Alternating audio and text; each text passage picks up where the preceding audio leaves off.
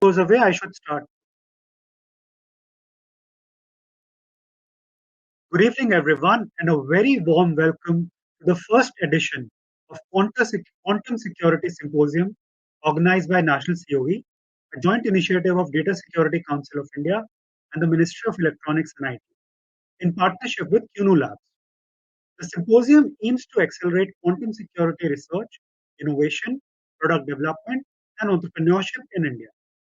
For the inaugural of the session, we have with us CEO DSCI, Ms. Rama, Major General Manjeet Singh, Joint Secretary, National Security Council Secretariat, and Professor Michele Mosca, full professor in the Department of Combinatorics and Optimization in the Faculty of Mathematics at the University of Waterloo. May I please request Ms. Rama to join us at the stage and give the opening remarks.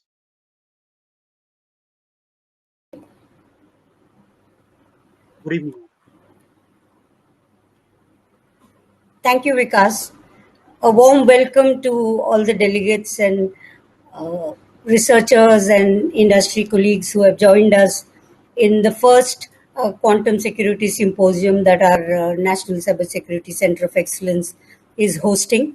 Also, I would like to thank Professor Mosca and Major General Manjeet Singh from the National Security Council Secretariat, who are joining us in this inaugural address.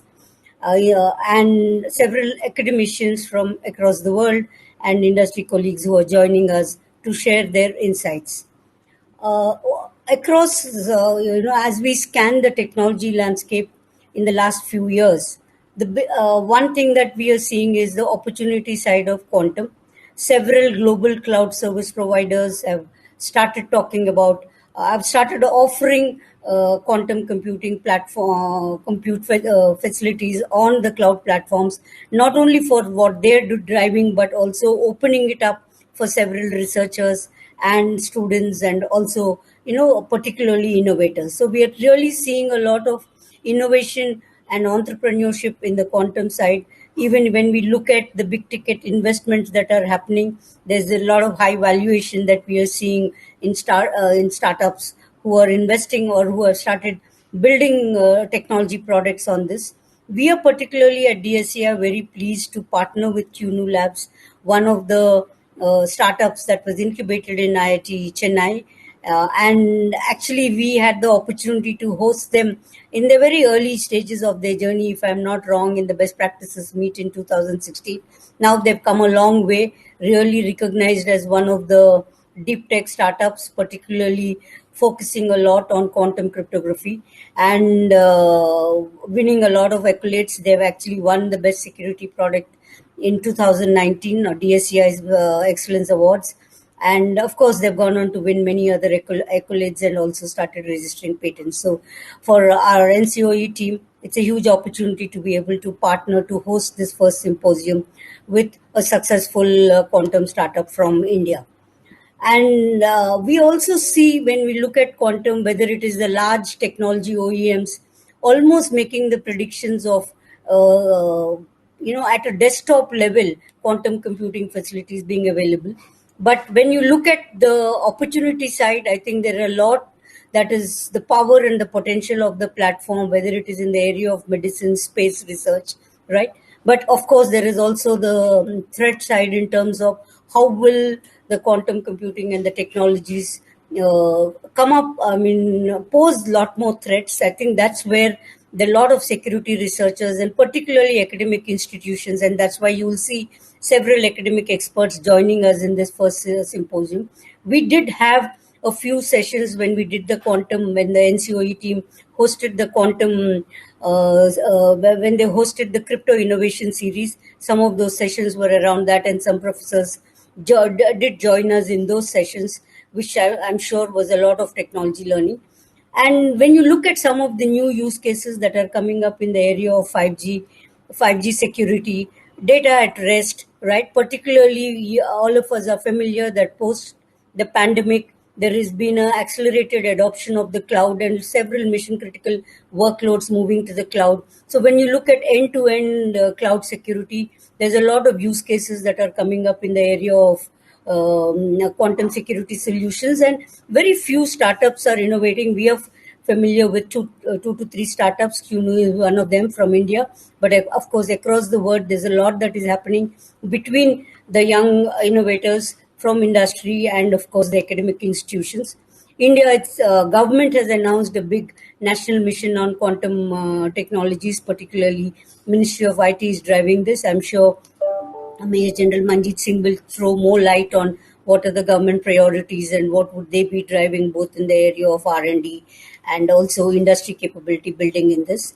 We are looking at, when you look at the quantum cryptography side also, it's not just when we've done many of these sessions in the last one and a half years, we are seeing there is increased interest. When we hosted some of these sessions in our flagship conferences in the first 2 to 3 years, I think there was limited interest or limited experts coming into those sessions, but increasingly we are seeing many from the industry side, not just the big tech platforms. We are familiar with a cloud platform provider, global platform provider, partnering with MeitY in setting up a lab which would probably be accessible both for researchers and for startups. And we are hosting this symposium for the first time, but of course we've been having these deliberations with both academia and industry, and hopefully we will drive some more new use cases so that we can attract more startups to look into this deep tech area, because as a strategic discipline, when we look at when 5G gets proliferated in the country, how do we look at quantum security solutions?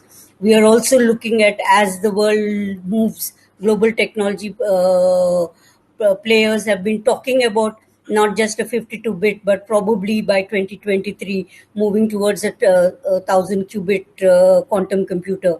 So with these kind of compute platforms that are going to be available, how can India collaborate with global academic institutions and industry players, and how do we partner with them?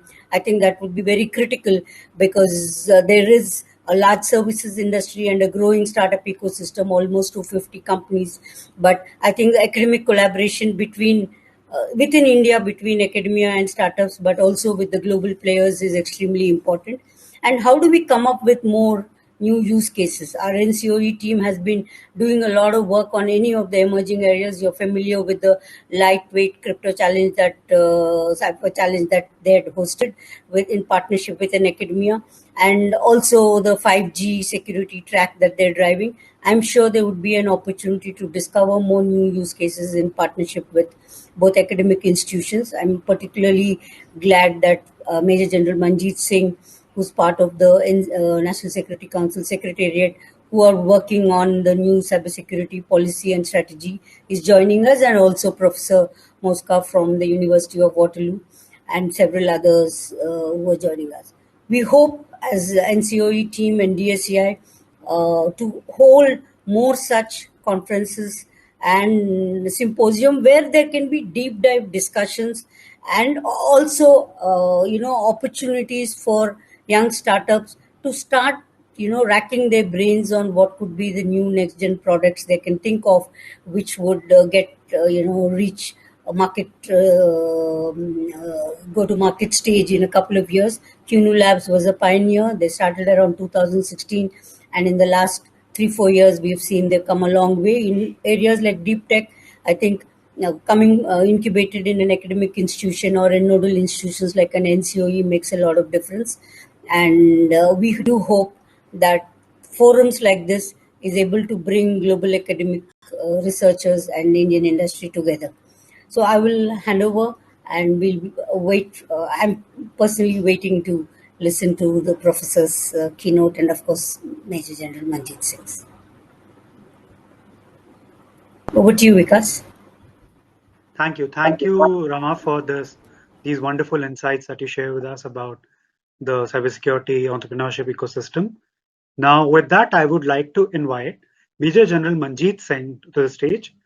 Major General Manjeet Singh is the Joint Secretary with the National Security Council Secretariat, Government of India. Sir, over to you, please.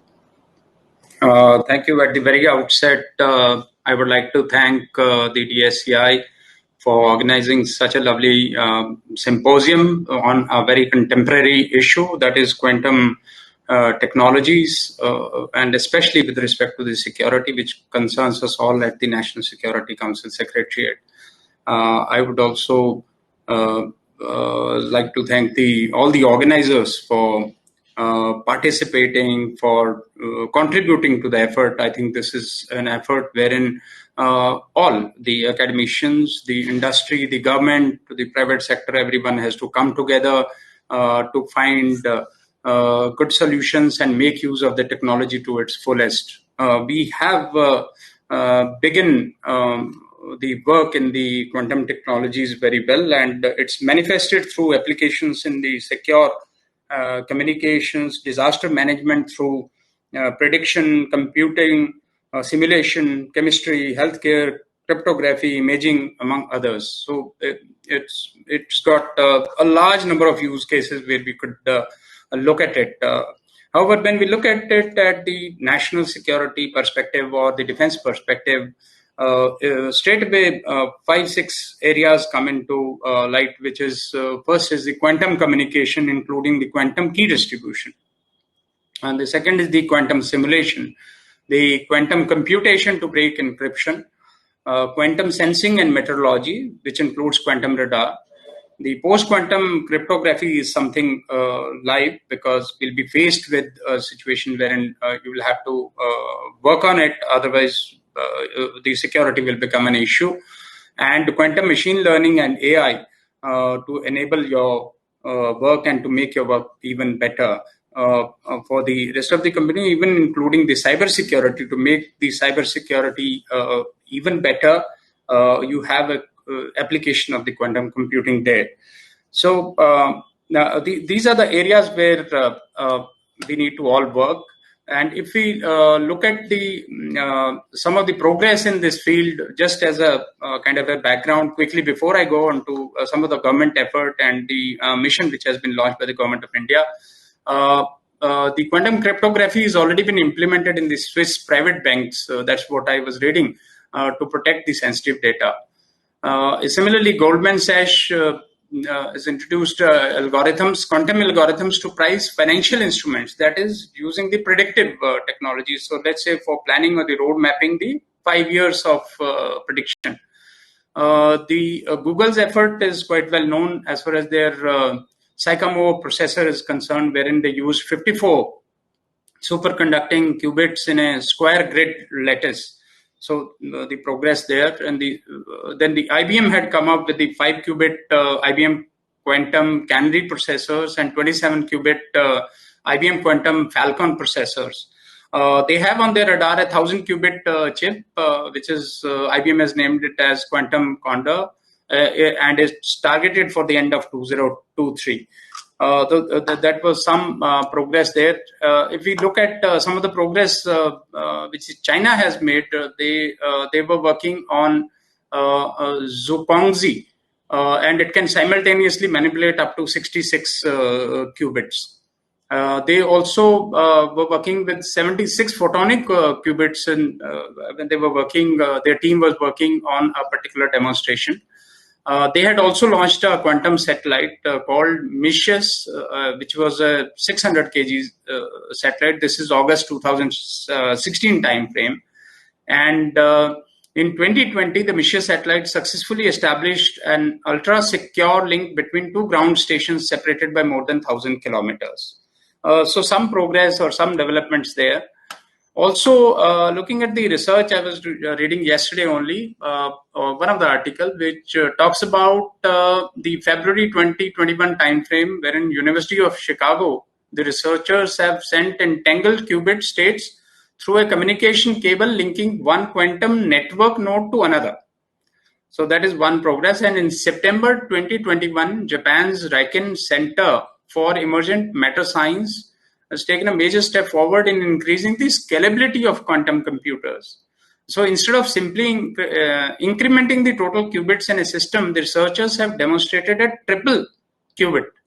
And it's a silicon-based quantum computing mechanism is what they have done. And they did this by using tiny blobs of silicon known as silicon quantum dots. So quite a progress there, especially with respect to the triple qubit.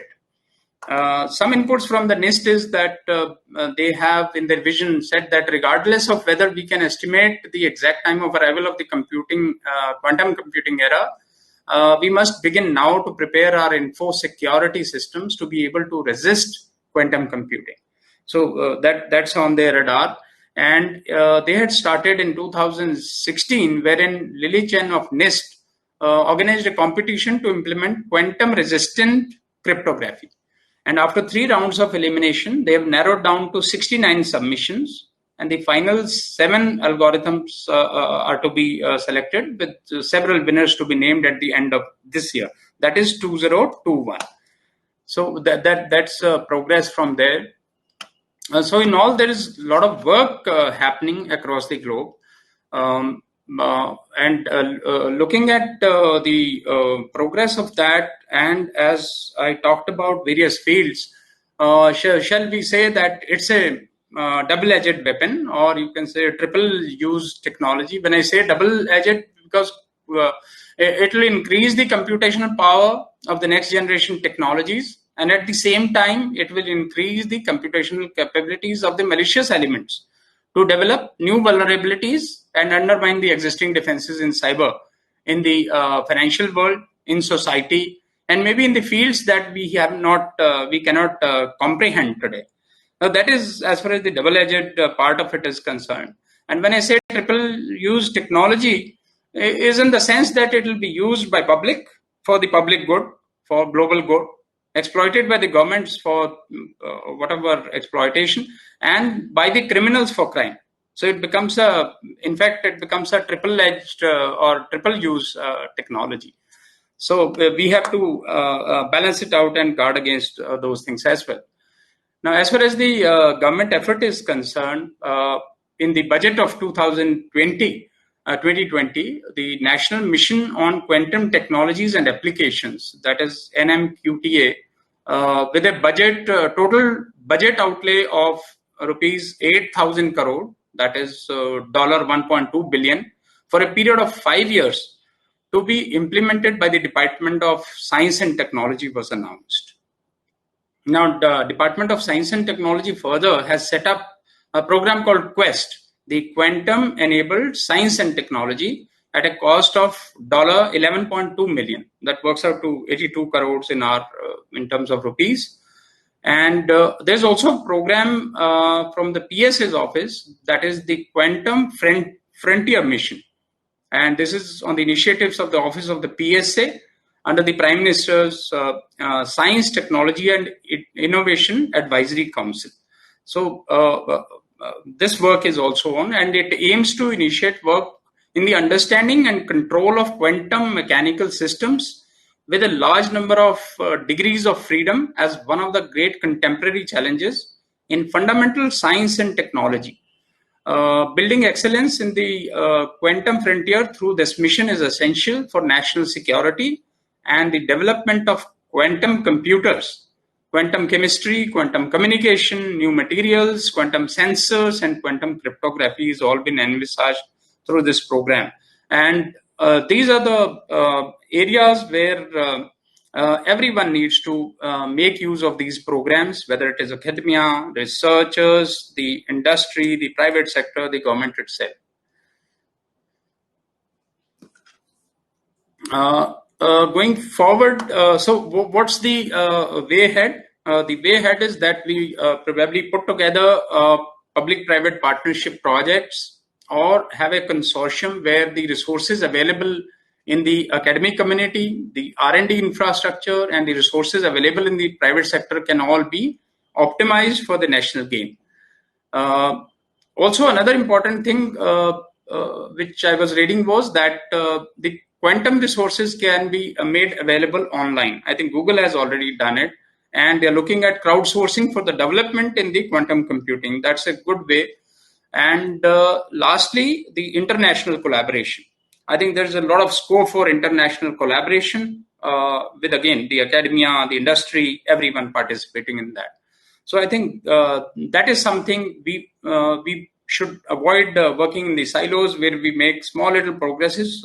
We should get together all our resources and Everyone should get together to solve great mathematical problems in the best interest of the society as also for the security of the nations. Thank you.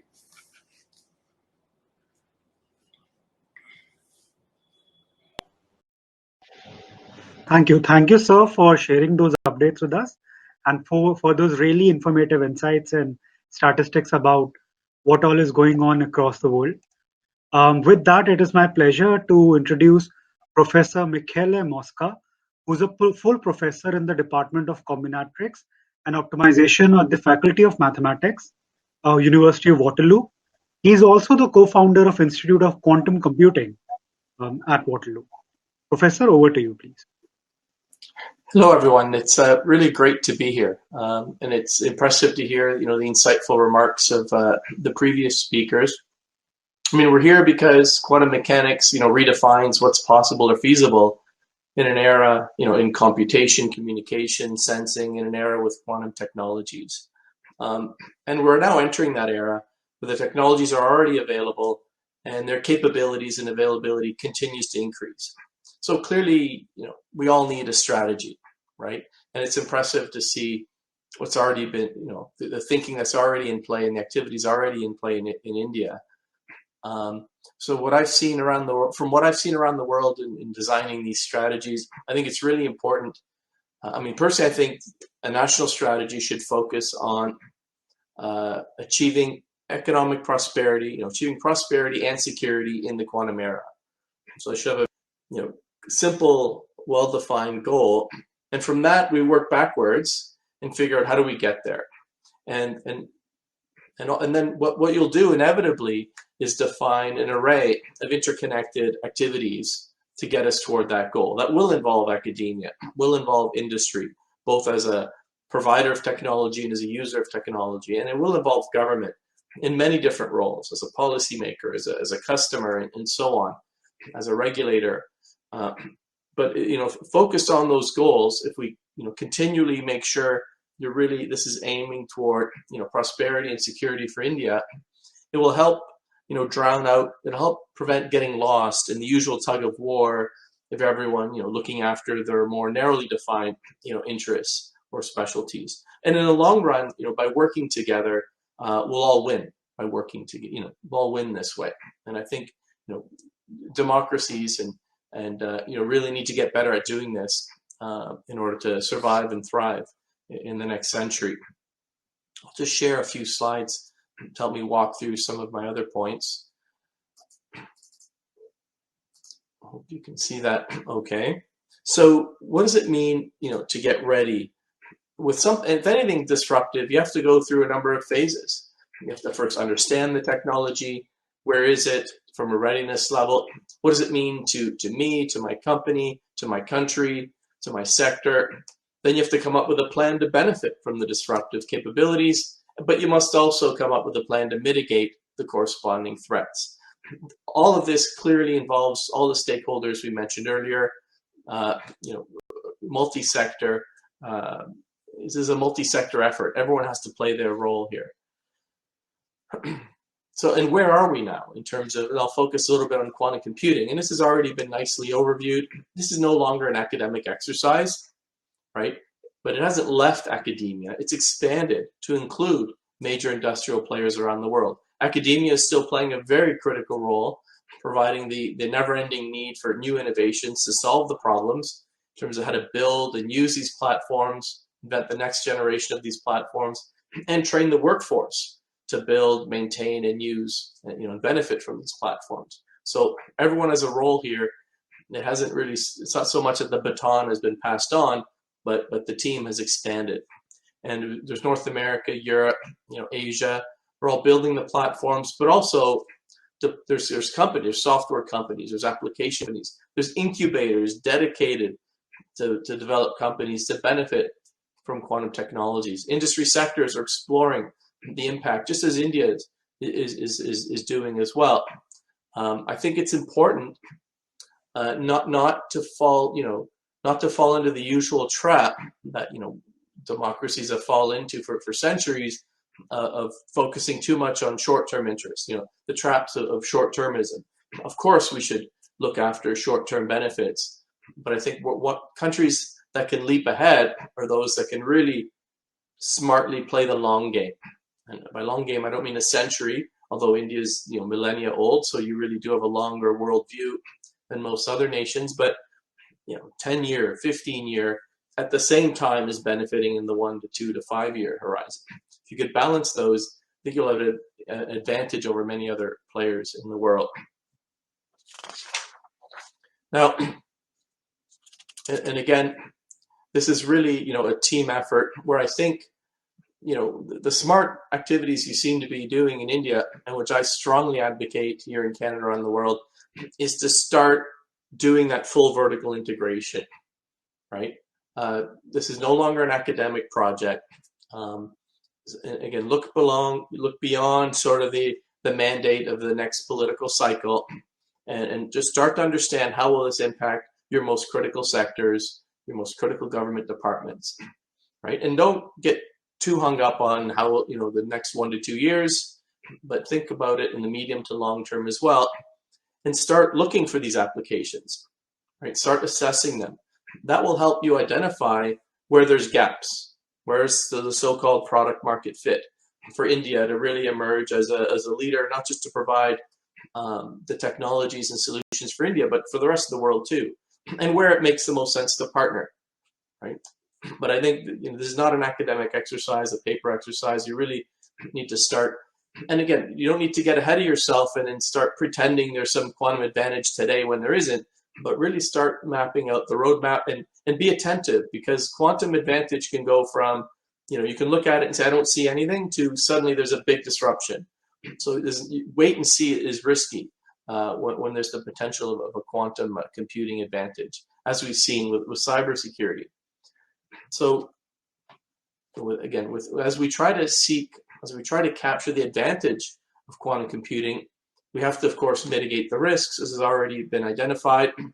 And of course, the big risk, that by far the biggest risk we know about, is that it'll break not all of cryptography, but it'll break the public key cryptography we use today.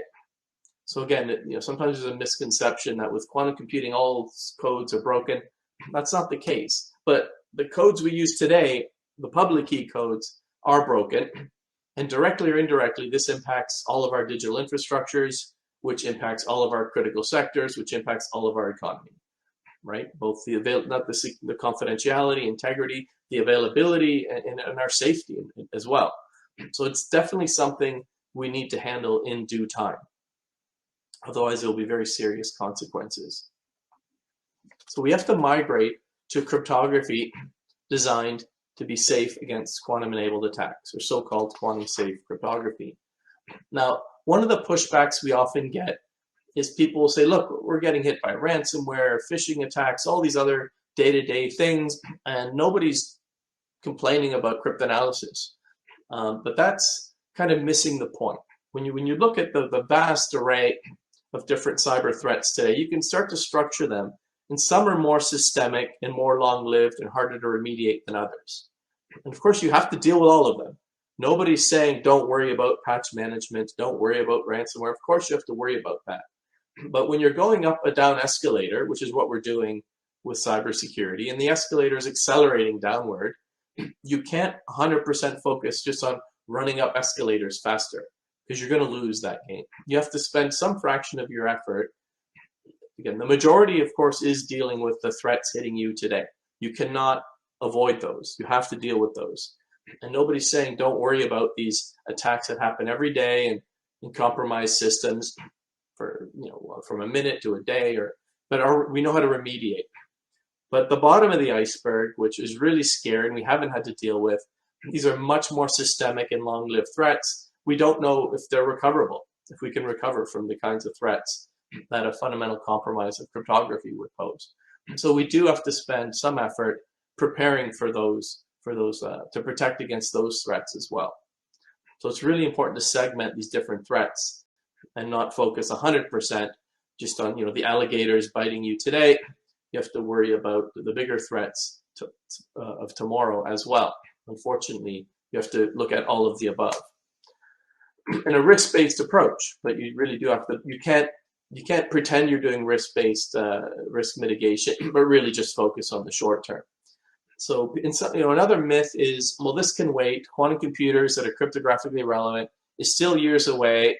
I'm going to focus on ransomware and spear phishing and all the other things of today. You can't. That's incorrect reasoning, because in cryptography, it's not a weekend update, right?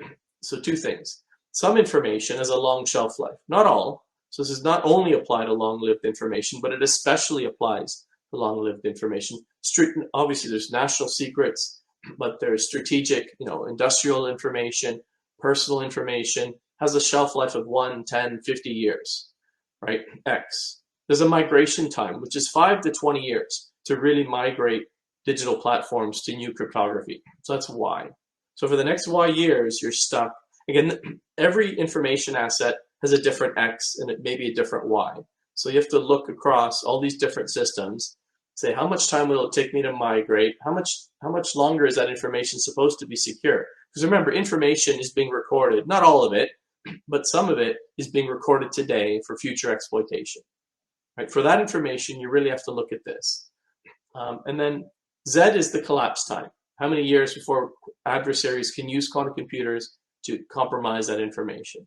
And if X plus Y is bigger than Z, you have a problem. You're already too late, and you need to minimize your losses. And even in the cases that X is 0, if Y is bigger than Z, then you're really looking at systemic collapse of digital infrastructures with no quick remediation. These are not situations we want to face. And so where are we? Where is the threat? Again, one myth is that, it's decades away, don't worry about it.